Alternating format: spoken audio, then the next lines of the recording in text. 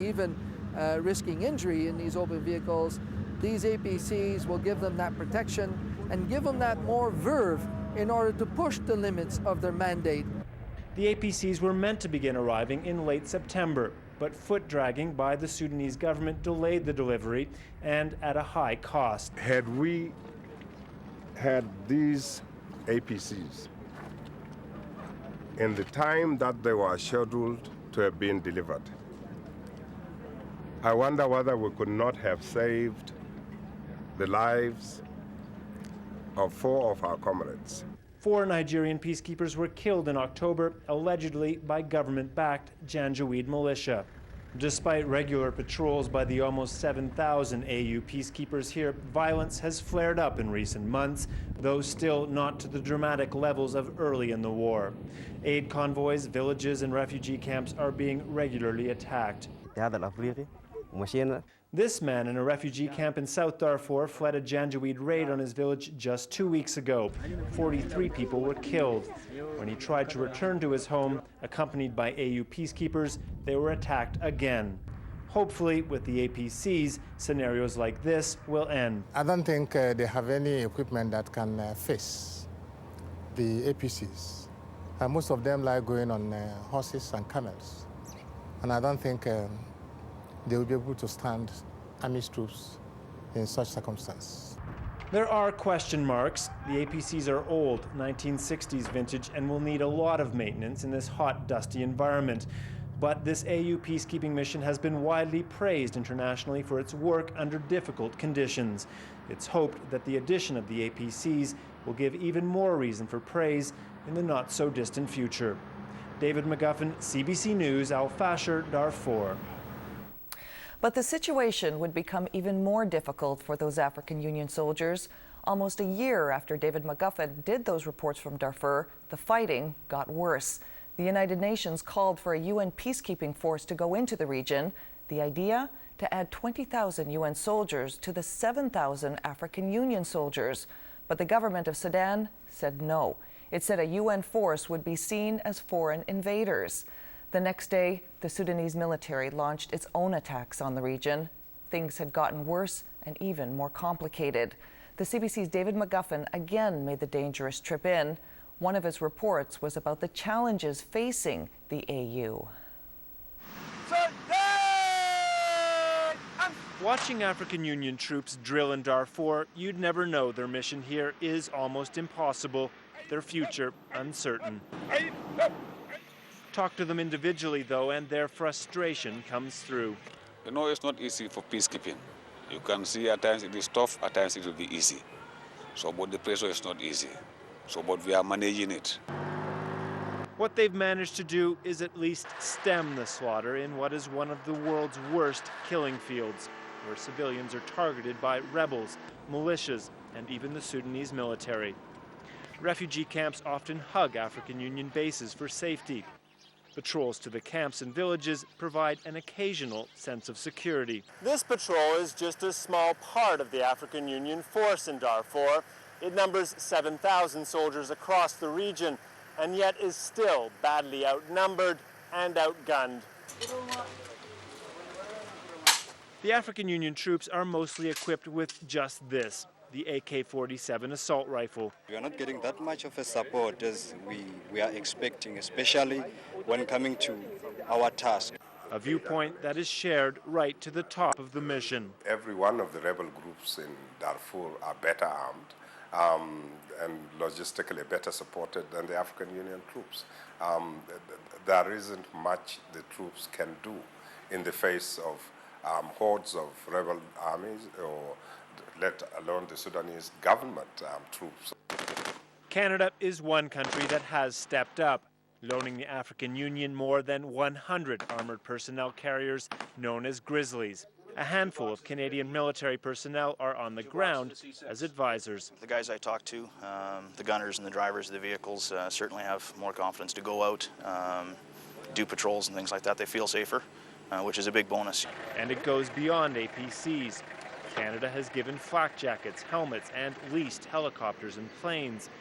The help is appreciated, but still, it's not enough.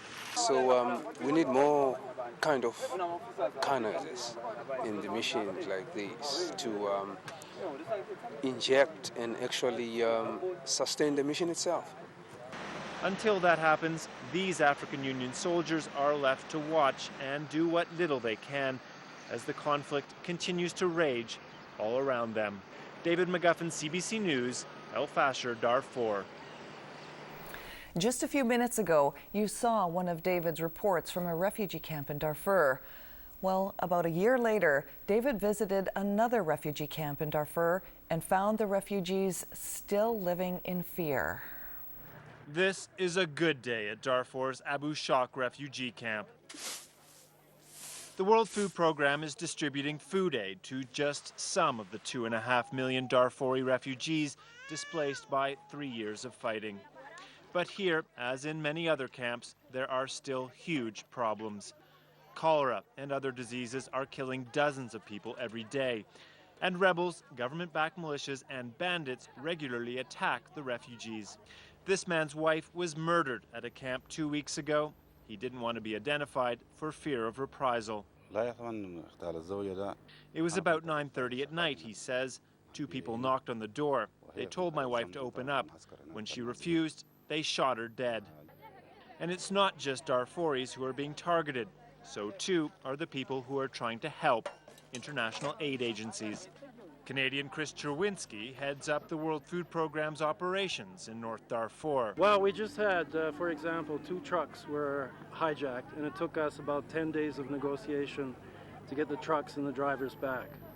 So this is the kind of problem that we face. The constant threat of danger is having a serious impact. With the recent upsurge in violence in Darfur, it's becoming increasingly difficult for aid agencies to get food to the people who need it most. In just this region of Darfur, almost 400,000 people didn't get food aid last month. And it goes beyond feeding the hungry. The risks that come with providing relief have touched the spectrum of aid agencies. 12 humanitarian workers have been killed in Darfur in the past 4 months. Now groups that offer everything from medical care to education have drastically scaled back. Here at Tawila, there are 30,000 refugees and not one humanitarian organization to help them. Only a small contingent of African Union soldiers and police remain, doing what little they can. Women are especially vulnerable. Rape is commonplace, with the attackers coming from all sides. Normally when these women go out to fetch for firewood, or when they go to their farms, that is when they used to get them. And it's normally done, it's a gang rape. They are happening right now, so I'm talking, they are happening.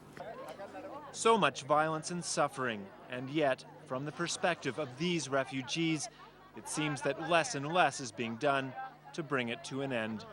David McGuffin, CBC News, Abu Shak refugee camp, Darfur.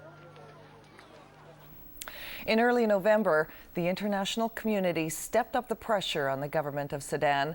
The United States and Britain said Sudan should do more to end the fighting in Darfur and allow UN peacekeepers into the country or face sanctions and possible military action. And that's News in Review. I'm Carla Robinson. Thanks for watching.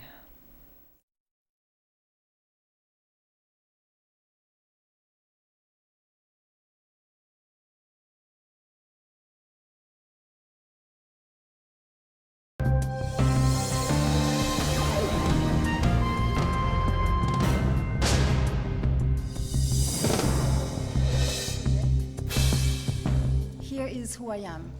Once she was a refugee from a troubled land. Now she's the Queen's representative in Canada with her own message for Canadians. The racism of today is an extension of the lingering racism of yesterday. On News and Review today, Michaëlle Jean, our Governor General. Hello, I'm Carla Robinson. It's been just over a year since Michaëlle Jean became Canada's Governor General. And she says that so far it's been a wonderful journey. Just like the story of her life, from daughter of a Haitian refugee to respected Canadian journalist, and now the Queen's representative in Canada. But there have been some bumps on the road to Rideau Hall. Jean has had her share of controversies. But she has always made it clear she wanted to do things a little differently from the moment she was first presented to Canadians as their next Governor General. Eric Sorensen was there and filed this report. A striking presence, a respected broadcaster for CBC Radio-Canada. Yet somehow Michaëlle Jean slipped under the political radar, a surprise choice as Canada's next Governor General. Here is who I am. She is the first black person, the first Haitian-born, the first descendant of slaves to be Governor General. Having a person like me as Governor General of Canada will mean a lot, not only to Canadians, but all abroad. Imagine, as I said, my ancestors were slaves, and they fought for freedom. She was asked if she might be seen as a token appointment. I've never been a token, sir, and will never be. The Prime Minister insisted he did not choose a prominent Quebecer to shore up his government's fortunes in Quebec. The fact she is a black, female immigrant who's found a better life in Canada does seem to have played a big part in Paul Martin's choice. She does represent the story of Canada. She represents what we are, who we are, and what we want to be. And I think this is important for Canadians. I also think it's important for those who are outside of our borders to understand the nature of our country. Michaëlle Jean will also be the first Governor General / working mom with a child to raise at Rideau Hall, 6-year-old Marie Eden. Her husband, Jean-Daniel Lafond, is a Quebec filmmaker. He made this documentary about his wife's experiences growing up in Montreal. When people look at you, they see black. When you look at yourself, you see black. As vice-regal consort, Lafond says he'll still make films. I am who I am. I'm like that, I stay myself. Next month, Michaëlle Jean will replace Adrienne Clarkson, who brought flair to the job of Governor General and traveled widely. With a $19 million budget, Clarkson was criticized for some of her expenses. Jean would only say she too has projects to pursue, like working with young people. I don't think that I'll be wasting money in a way by doing and carrying these kinds of projects. Other issues, she hopes Canada will help with the human catastrophe in her native Haiti. She's already seeking constitutional advice on her role in a minority government. And yes, she does support the monarchy and the job of Governor General. And I believe in that institution, the oldest in our history. From Samuel de Champlain to Michaëlle Jean, we went a long way. And so there will be a changing of the guard. Eric Sorensen, CBC News, Ottawa. About a week later, a controversy erupted when some separatists in Quebec claimed that both Jean and her husband, Jean-Daniel Lafond, once supported the separatist movement. Some other Canadians also wondered how she could be Governor General of Canada and a citizen of France as well. Jean responded by renouncing her French citizenship. She also issued a statement affirming her loyalty to Canada. And when she was sworn in as Governor General on September 27, 2005, she took the opportunity to declare that the time of the two solitudes, English and French, was over. The time of the two solitudes that for too long describes the character of this country is past. We must eliminate the specter of all the solitudes and promote solidarity among all the citizens who make up the Canada of today. She even put the motto, "Breaking Down Solitudes," on her personal coat of arms. It didn't take long for the new Governor General to show what she meant by that. For her first official visit with Canadian kids, she chose a school for Aboriginal teenagers in Winnipeg's troubled inner city. The CBC's Jolyn Shane reports. This is what you should expect to see during a Governor General visit to Manitoba. The dancers, the drummers, the honor song. But after being welcomed to the Children of the Earth High School, Michaëlle Jean moved from ceremony to serious business. She's been paying attention to the news. I was very shocked to hear that. Like a week ago, I think, a young girl, 11 years old, committed suicide. Kathleen, is that her name? This shouldn't happen. This should not happen. I think life is worth living. This was not a boring visit from a boring dignitary. So there are things that probably a black woman understands profoundly when we talk about prejudices, when we talk about feeling left out, when we talk about feeling abandoned. There are things in my experience that are probably very similar to yours. It was a deliberate speech to an audience Michaëlle Jean felt needed to hear from her. Children of the Earth is a school in Winnipeg's North End, a neighborhood filled with despair. Back in January, 2 blocks away, police gunned down a teenager wielding a weapon. The shots were clearly heard at the school and triggered a lockdown to keep the students safe. Well, it's a rough area to live in. Like, it's rough for everyone to live in. Robert Brass-Belanger is a grade 12 student at Children of the Earth. He'll tell you about the crack houses, the murder next door to his family's apartment. Any given week, you could see anywhere from someone coming around the corner all bloody, getting stabbed, got stabbed from someone, you don't know what happened. Can you bring Mom the phone, please? Chastity Stevenson is also in grade 12 at Children of the Earth. She's a single mother of 2, 21 years old, and determined to get her diploma. I didn't think it was so easy the second time around to, get pregnant again. And it kind of just happened. I actually wasn't even planning on keeping her, but I thought I put myself in the situation, so I should, handle my problems. And you will see that tomorrow. This is life for students at Children of the Earth, and they can't believe the Queen's representative to Canada chose them as her first school visit. But the students also know Jean was a refugee from Haiti and grew up poor like them. It's a real honor to meet her because she's had a similar life like us. I was curious of what she can offer educational-wise to maybe single parents, single women trying to better themselves with education and stuff, because I know for myself, I'm not sure how I'm going to be able to afford to go on to college and stuff like that. Stevenson and Brass-Belanger were among the students chosen for a private visit with the Governor General. They were looking for hope. What an incredible responsibility, isn't it? But I think the best I can do is really to maybe acknowledge their efforts.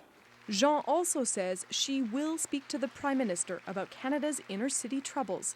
This position is great for that, Some people say that it is useless, but it's not. It's not. You have your say.